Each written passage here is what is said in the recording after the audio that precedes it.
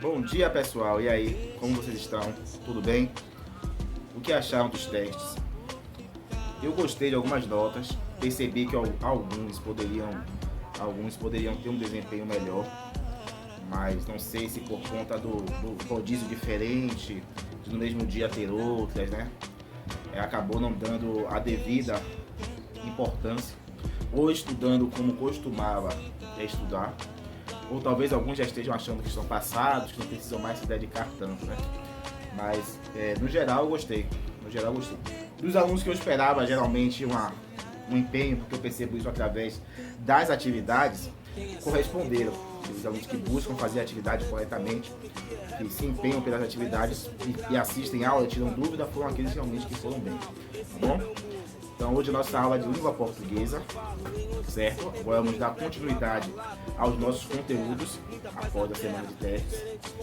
Tivemos um momento na semana passada, quer dizer, para mim essa semana, que eu estou gravando no sábado, ontem à noite, fui surpreendido com a morte daquele ator que fez o Pantera Negra, né?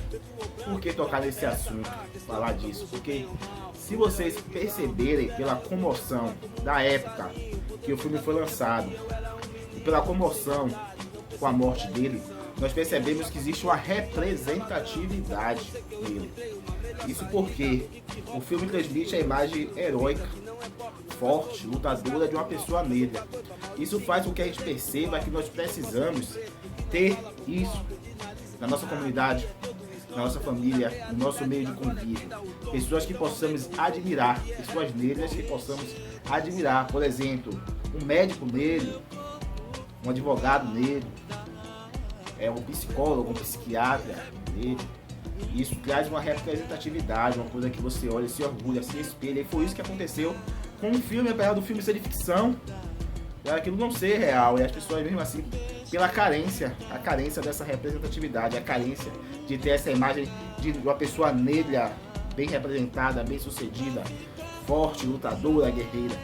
E aí vocês que são dessa geração, que se empenhem por isso, para ser um exemplo na sua comunidade, que os outros jovens possam olhar para vocês daqui a 2, 3 anos, que esse cara aí, ou essa menina aí, ela é guerreira, ela é lutadora, mesmo tendo nascido aqui nessa região, mesmo com tudo isso, os problemas que ela teve. Eu lembro da vez que aconteceu tal coisa com ela, aconteceu tal coisa com ele. Hoje em dia ela é uma médica, hoje em dia ele é um advogado, hoje em dia esse cara é um empreendedor, tem uma loja aqui no bairro, legal, dá um apoio, dá uma ajuda.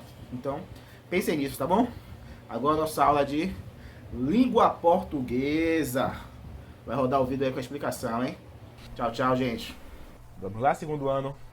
Aula de língua portuguesa, não é isso? Posso ir embora lá. Na página 35 do módulo de vocês, regência nominal. Estudamos concordância nominal, estudamos concordância verbal e agora estamos na parte da regência. Regência nominal. O que é a regência nominal?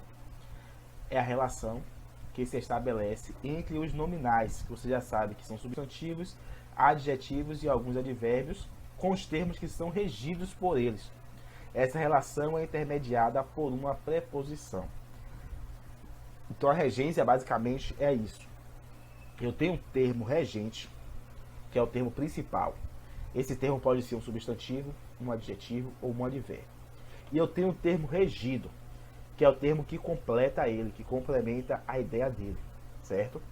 Entre os dois, eu sempre terei uma preposição.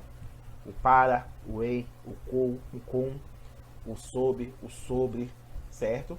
Saber qual preposição utilizar, qual preposição correta para ligar o termo regente ao termo regido, é fazer uso da regência nominal.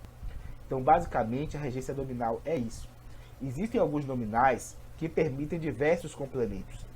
Você pode colocar o a após ele, você pode colocar o em, o de, o até, e ele cabe perfeitamente na ligação entre termo regente e termo regido. Mas alguns outros nominais exigem só aceitam, não é que exigem, eles só aceitam a preposição a e a preposição com. E se você coloca a preposição de, você cai em um erro de regência nominal. Então vamos ao exemplo.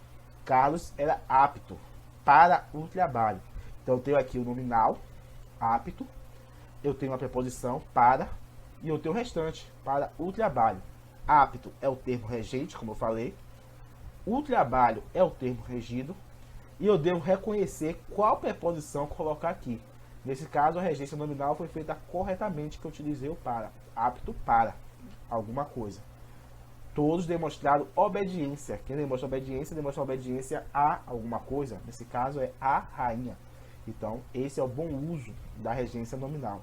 Os jovens são fanáticos. Eu tenho o nominal e tenho jogos, que é o complemento. Por jogos. Aí eu coloco a preposição corretamente, fazendo um bom uso da regência nominal. No módulo de vocês, na página... do módulo errado. Nas páginas, na verdade, 36 e 37, tem uma lista imensa de nominais e a sua adequação correta, ou seja, a preposição correta.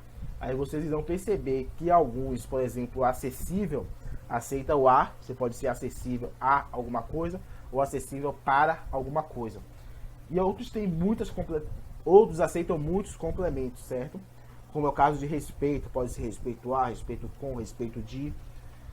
Então, deem uma olhada nisso aí, para que possam reconhecer facilmente um erro de regência nominal, que é um conteúdo importante na questão gramatical, nas avaliações, na questão oral, ajuda você a falar adequadamente, e para a sua redação também. Você vai ter uma redação livre de erros de regência nominal, certo?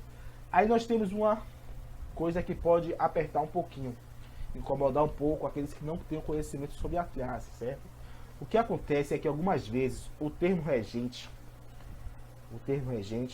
ele exige já a preposição a, certo?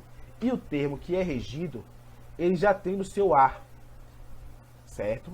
Aí eu teria o quê? Um a do termo regente e o outro a do termo regido. Dois as aqui entre os termos que precisam de ligação, do regente e o regido. O que é que eu faço nesse caso? Eu vou escrever a?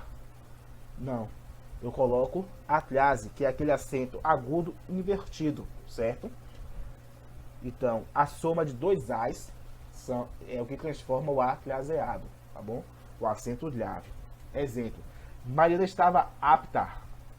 Quem está apto a alguma coisa. Então, é o meu primeiro a. Desculpem. É o meu primeiro a. E eu tenho a carreira militar, que já carrega o seu a também. Então, a situação que eu teria dois as. Mariana estava apta a carreira militar. Aí eu não vou fazer isso. O que é que eu faço? Eu coloco somente o a e marco aqui em cima que havia gramaticalmente a necessidade de ter dois as. Então coloco um e marco em cima dele com a clase, tá bom?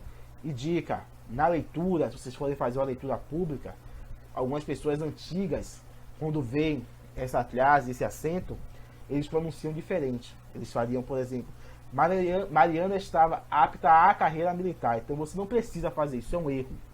Você não precisa alongar o a para indicar para o ouvinte que ali é uma clase, porque a clase é um acento que é gramatical da parte estrita.